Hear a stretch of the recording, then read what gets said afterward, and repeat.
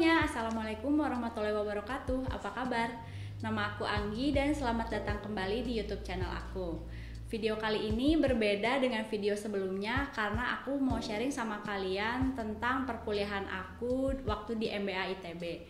Buat teman-teman yang mungkin mau melanjutkan pendidikannya ke jenjang S2 atau teman-teman pengen tahu perkuliahan di MBA ITB itu seperti apa, nonton videonya sampai selesai ya. Untuk mengikuti program Pasca Sarjana Sekolah Bisnis Manajemen ITB, teman-teman harus melewati 2 tes. Tes yang pertama yaitu tes TOEFL dan tes yang kedua adalah tes potensi akademik.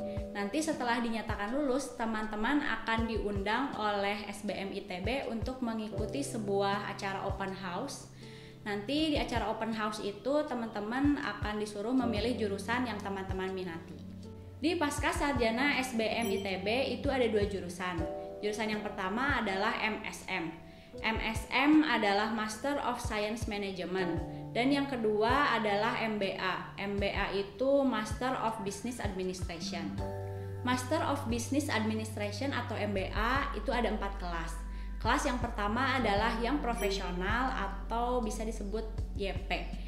Kelas YP ini adalah untuk teman-teman yang belum memiliki pengalaman bekerja dan baru lulus S1. Lalu yang kedua ada kelas eksekutif. Kelas eksekutif ini sebenarnya mata kuliahnya sama aja seperti YP, tetapi ini dikhususkan untuk teman-teman yang sudah memiliki pengalaman bekerja minimal 2 tahun. Ketiga yaitu kelas CCE atau Creative and Cultural Entrepreneurship. Ini buat teman-teman yang pengen fokus di bisnis dan mengembangkan bisnis teman-teman. Pada saat open house biasanya nanti teman-teman akan disuruh untuk menceritakan bisnis apa yang kedepannya teman-teman ingin lakukan atau teman-teman saat ini sedang menjalankan bisnis apa. Lalu yang terakhir ada kelas Blemba atau double degree. Jadi nanti teman-teman itu kuliahnya di MBA ITB dan universitas di luar negeri. Seru sih kuliah di MBA ITB karena kita langsung diajarin sama dosen-dosen dan praktisi-praktisi hebat. Jadi kita bisa sharing sebanyak-banyaknya sama mereka. Terus kita juga dikelilingin sama mahasiswa-mahasiswa yang inspiratif yang pastinya akan membuat diri kita semakin kreatif dan semangat belajar. Di awal perkuliahan kita akan dibagi menjadi kelompok belajar atau biasa disebut sebagai sindikat belajar yang terdiri dari 3-4 orang mahasiswa.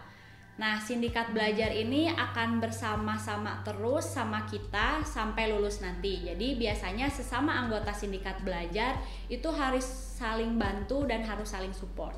Yang menarik belajar di MBA ITB juga yaitu kita belajarnya based on case. Kita mengambil case-case dari Harvard dan Stanford. Aku contohin ya, misalkan kita sebagai pelaku sebuah bisnis tambang misalnya. Dalam operasionalnya itu bisnis tambang ini mengalami sebuah kecelakaan.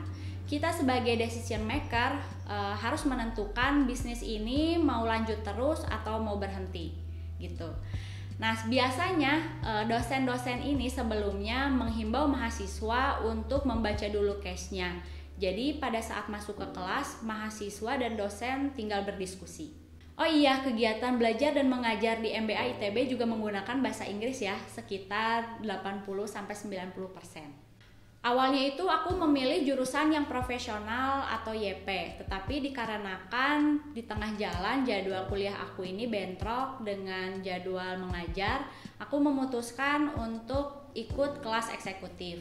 Nah, di eksekutif ini sebenarnya sama aja seperti kelas YP karena mata kuliahnya juga sama, tetapi yang berbeda itu kan kalau kelas eksekutif belajarnya di weekend ya. Jadi hari Jumat itu kita start jam 6 sore sampai jam 10 malam dan untuk hari Sabtu jam 8 sampai jam 7 malam. Pada saat aku masuk ke kelas YP, aku dikelilingin sama mahasiswa-mahasiswa yang hebat-hebat. Nah, pada saat aku masuk ke kelas eksekutif, aku lebih banyak lagi dikelilingin oleh mahasiswa-mahasiswa inspiratif. Mahasiswa-mahasiswa di kelas eksekutif ini adalah banyaknya itu orang-orang yang berada di level top dan middle management. Mereka banyak bekerja di perusahaan-perusahaan besar dan pastinya banyak memberikan pengalaman-pengalaman di dunia kerja. Aku juga pernah masuk ke kelas CCE Tapi waktu itu cuma satu mata kuliah aja sih, dikarenakan jadwalnya ada yang bentrok, jadi aku memutuskan untuk masuk di kelas CCI aja. Nah, kelas CCI juga sama, dipenuhi oleh mahasiswa-mahasiswa hebat dan pengusaha-pengusaha muda yang pastinya semangat terus buat belajar lebih banyak. Pada saat awal perkuliahan, kita banyak belajar tentang ekonomi dan manajerial. Pada saat akhir perkuliahan, kita harus memilih di antara 4 konsentrasi. Yang pertama itu ada human resource, yang kedua ada supply chain management, yang ketiga itu ada finance, dan yang keempat adalah marketing. Untuk tesisnya itu nanti sesuai dengan konsentrasi yang kita ambil.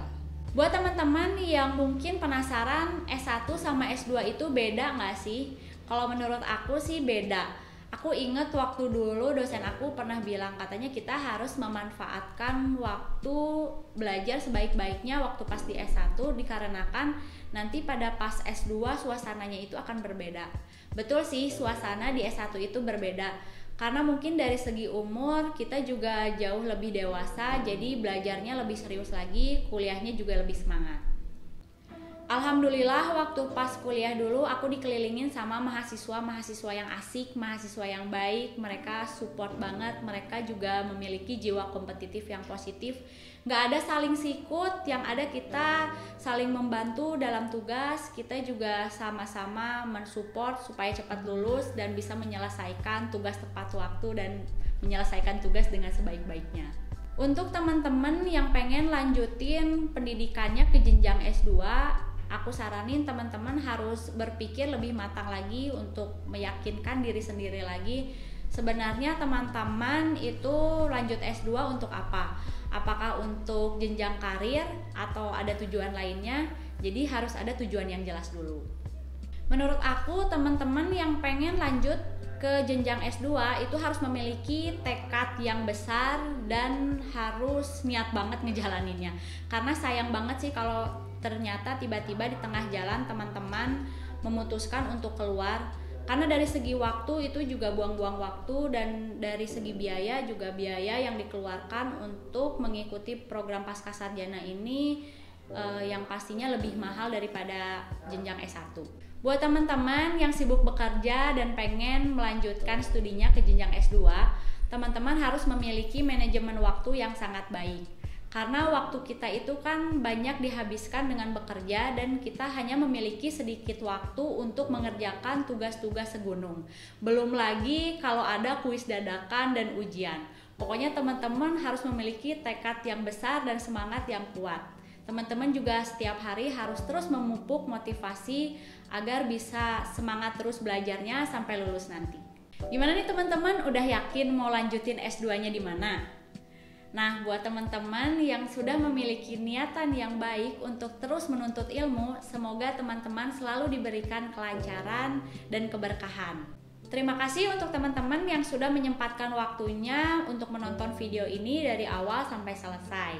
Jangan lupa like, komen, subscribe, dan share video ini ke teman-teman terdekat kalian. Tetap semangat belajar dan jaga kesehatan ya. See you next time. Dadah. Assalamualaikum warahmatullahi wabarakatuh.